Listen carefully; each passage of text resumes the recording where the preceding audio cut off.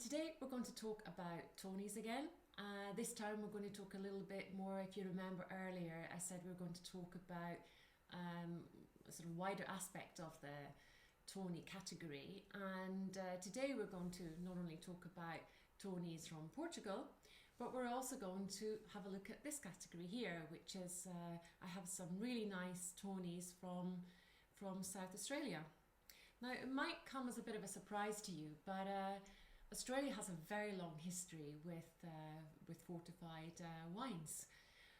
In fact, as early as the 18th century, they were producing their own Tawnies. At that time, of course, they were called port, and it's only in more recent years that they've not been able to call it port anymore, for obvious reasons. That port is a designated origin from Portugal. So they now go under the name of Tawnies. And the interesting thing about fortified wines from South Australia is that they use different grape varieties as well. So, for example, in these Tawnies that we have here, these the grape varieties you may well recognise from red wines. So here we have a combination of Cabernet Sauvignon, Shiraz, Mataro and Grenache as being the main base in these wines. And to some extent they put in a little bit of Touriga Nacional, which is well known from Portugal, but it tends to be the international grape varieties that they use. Another very well known fortified wine from South Australia, which is also done in a sort of almost like a Tawny style, is the wines which are made from brown muscat, which is famous from Rutherglen, again in South Australia. So there's a lot of things to explore from South Australia, and I thought today it could be quite nice to actually have a look and compare, well, how did Tawnies from Portugal compare to Tawnies from Australia? And so the lineup we have today is we have some beautiful Tawny ports from Graham's here, along with one from Wyra. So we have a 10-year-old, 20-year-old and a 30-year-old.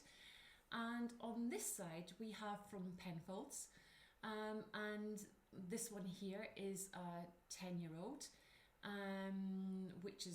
this is called Father, this one here, and then this one is Grandfather, and this one is 30 years old. Now, the thing about this is that these are average ages. It goes for all of these, you know. It's not like it's definitely 30 or definitely 10, but that's the average age, and then that way, by blending, you get really a lot more complexity within your wine. So if we have a little bit more of a look, well, actually I'm going to show you. I have these glasses here. I'm not very good at getting this out, so this is the right way around. So if we compare them, in fact, I don't know why you can see them quite well against the table. Nope, there's not much difference between them. So we have two really tawny coloured ports here. This is actually the 10-year-old from Graham's here, and this is the 10-year-old from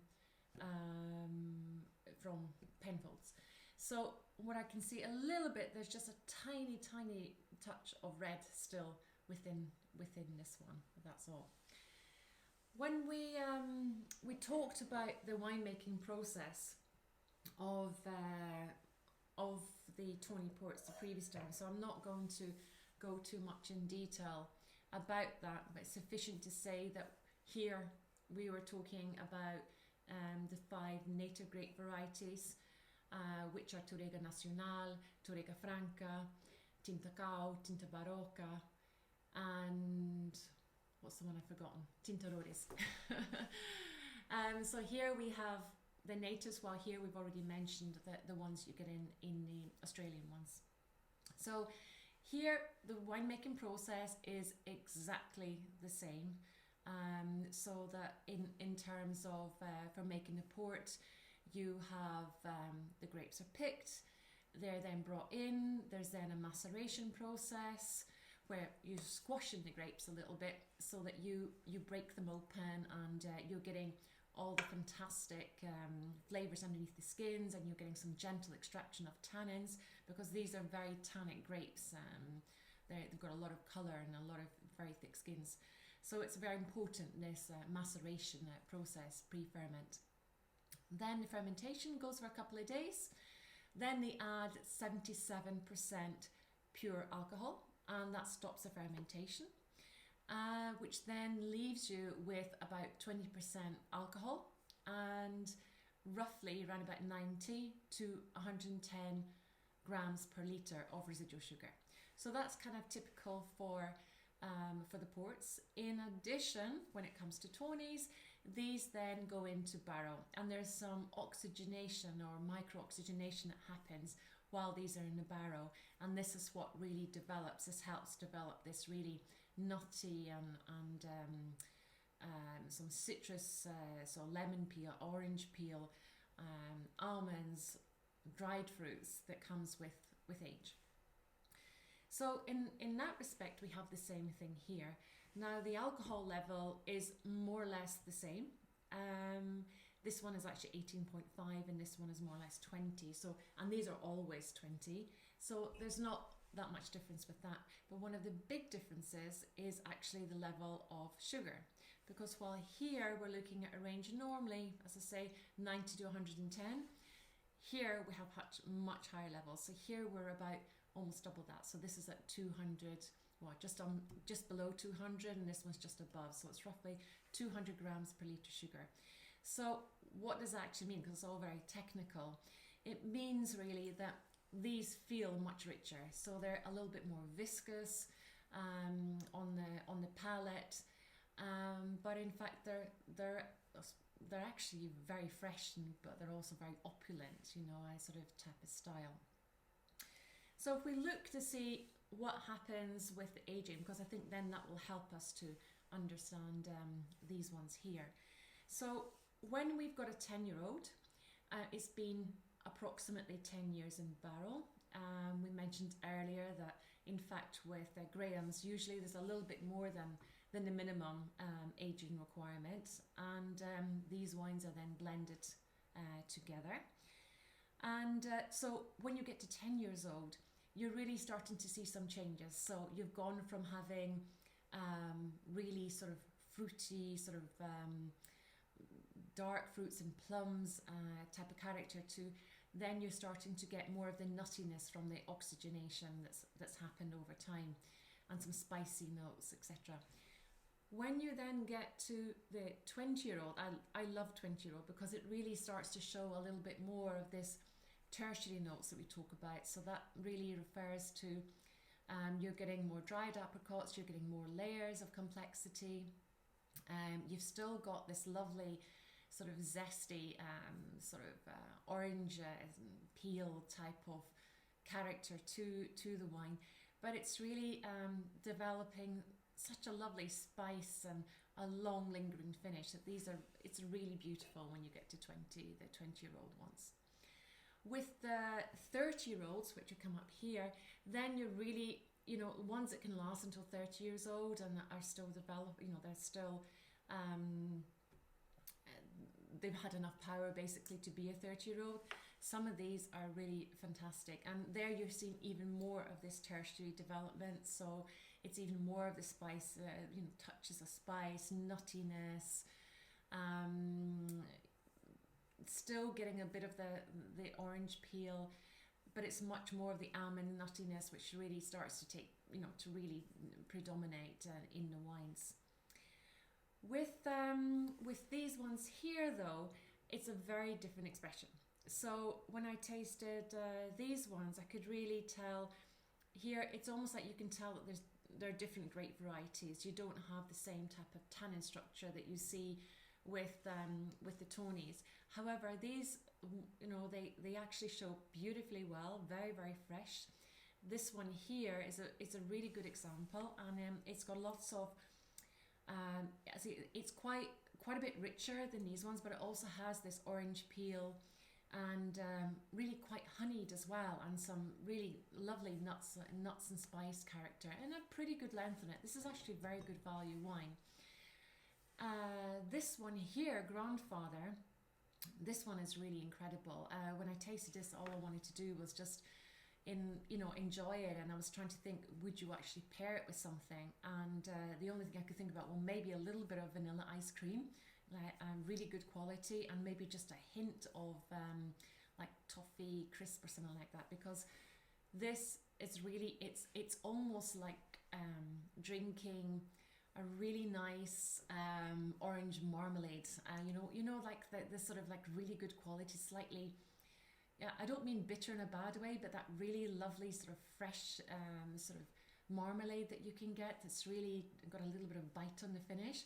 This is what this really shows. So you've got lovely complexity of orange peel, honey, spices, almonds, and hints of hazelnuts, and a really long lingering finish. So in a way, this is to show you a little bit of the different characters or characteristics, sorry, that you get within this category. With the Tawnies, I think it's really great to explore these wines, and as I said in the previous video about Tawnies, the wonderful thing is that these can be open for 4 months. Yeah, I did say 3 to 4 months they can be open. Basically just obviously have the top back on it and put them in a cool place, and then they should be fine. The difference between Tawnies, when they arrive in the market, they're finished, they're ready to drink. So that means that you don't want to really keep them that much longer, maybe 1 to 2 years in your cellar, but they're not going to age much more. They're already done their aging process and when they've been in the barrel, so then that they really are ready to drink. So if we think about prices with these, this one here, the 10-year-old, is 349, sorry, 349.90 kroner, and I love this, just on maybe earlier, I love this little one. This to me is fantastic, and it comes in a really nice little container. This is a great Christmas present. So the actual little one is 87.90 kroner, and I think that's a really, really good purchase. With the 20-year-old, then you go up a little bit in price, so that's actually comes in at almost 550 kroner. And then the 30-year-olds, Graham's, comes in at 949.90 kroner, which I think is still really, really good for the quality. This is a really good quality wine. With the Penfolds, here, this one here comes in at just under 300 kroner, so it's 299.90, and I think that's a lovely wine, and I think you really enjoy this one. This one here, it's actually a very beautiful bottle. I don't know whether you can see, but it's got this really nice, really cool sort of glass top on it as well, which is really nice. And it also comes in a beautiful presentation box, which I'll just show you quickly here, which I think is really nice. So if you want to splash out on this is a great Christmas present as well. And this one comes in at 899 kroner. And I think this actually is a really, really good wine, and I actually scored this one as 96. I really, really enjoyed this wine. It's the first time I've tasted it. Yeah, I hope you have a chance to try some of these different Tawny styles. Okay, that's it for now, and I'll be back with some more videos on different themes. If you want to have a look at some of the courses I'm doing, please go into oslowineschool.no. There you will find you'll find all the courses that I'm actually running, and we also have become a provider of WSET, the Wine and Spirit Educational Trust. So you can join up to some of our courses, and I look forward to seeing you. Okay, bye just now.